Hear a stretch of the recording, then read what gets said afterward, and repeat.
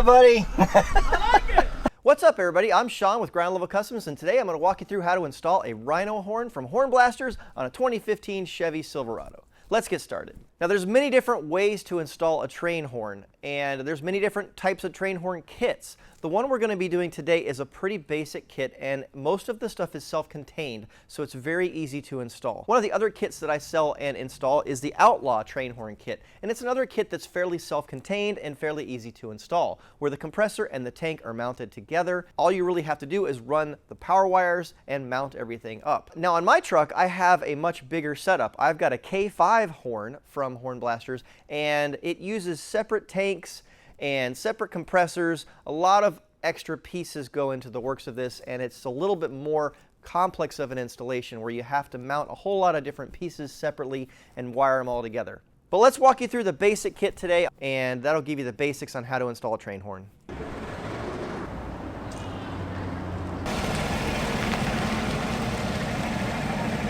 First thing we have to do is drop the spare tire, so we broke out the spare tire bar. So the next step is to crawl up under the truck and see what kind of mounting patterns and options we have. All right, so now I'm going to take my two components, my horn and my compressor, and I'm going to hold them up and see where I can mount them. Now, I typically like to mount the horn facing towards the front of the vehicle, so we're probably going to put this guy right there once I remove the spare tire mounting bracket. And all I have to do is line up the 3 holes, drill 3 holes, and bolt it in. The hard part is the compressor usually. You have to figure out what kind of space you have to work with the compressor, because you have 4 mounting holes on this thing to mount it with, and you have to make sure that they line up to something. I can't mount it sideways like that because the train horn will hit it, but I might be able to get it right here. Can you see that? I have to be careful not to let it hit the shock over here. There's a couple of things over here that could get in the way. The shock and the brake lines. So you have to be careful not to interfere with either one of those in their movement. So it should be okay to go right here. Let's get to marking our holes, drilling holes, and putting our bolts in. All right, so I have pulled up the bed liner on the top side of this truck, and because it's under the bed liner, all of the bolts will be disguised by the bed liner, so you won't have to worry about seeing that. So what I need to do is drill my 4 holes up through the bed for the compressor to mount. And when I do that, I need to make sure that I lift up the bed liner so that I don't accidentally drill through the bed liner also. All right, so we're gonna go right about there. Let's go ahead and drill our 4 holes and mount up the compressor. So I have the bed liner propped up with an old car battery, so that way I don't have to worry about whether or not I'm going to drill through the bed liner.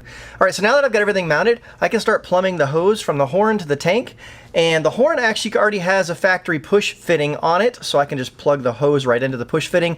But the compressor has a threaded insert that has a compression fitting on it, and that brass compression fitting needs to be screwed into the tank before I can put the hose on it. So we're gonna go ahead and do that. It already has Loctite on it, but I'm gonna go ahead and put a little bit of extra Teflon tape on the connector just in case. We're gonna go ahead and get our hose connected, and then we'll start running the power wires. So when I install the hose, I like to use regular cutters to get it close, and then take a nice, fresh, sharp razor blade after the fact and make it nice and flat before putting it on. You want to install your fitting first before installing the hose onto the actual tank itself. Just push it all the way in, slide on your compression fitting, and tighten it down. So now we get the hose installed inside of the tank. We need to cut it to the right length. We need to try to route it away from the exhaust because that will burn it up, and run it to the horns.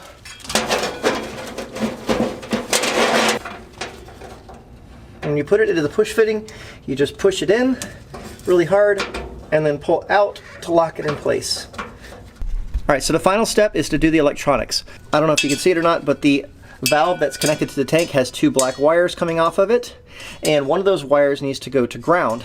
The other wire is going to go up to the front of the car, in which I'm going to put a switch in between it and positive, so it will have positive and ground going to it whenever you want the horn to honk. The horn solenoid takes positive and negative input. It doesn't matter which one is which. You take one of the black wires coming off of the horn solenoid and you ground it, and you take the other one and you run it to positive. That honks the horn. We're going to put a switch in line, and that's going to honk the horn. Whenever you press the switch, it'll send positive down the gray line and honk the horn. On the compressor, you want to send the black lead to ground. The positive red lead coming off the compressor needs to go to an ignition source using this thick wire. Now on these newer trucks, the ignition circuit isn't necessarily strong enough to support that, so we might have to put a relay in line. What a relay does is it takes a low current input and allows you to have a high current output. And we might need that in this particular situation because the ignition circuit's not really a high current output on this truck.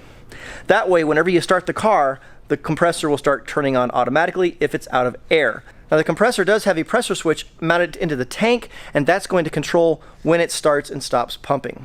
Let's get started on running the wires. We're going to put a fuse in line so that it's protected and no damage can happen. We're going to use waterproof connectors so that way we don't have any failures in the future. It rains a lot here in Florida, and the connectors up underneath the vehicle corrode very easily.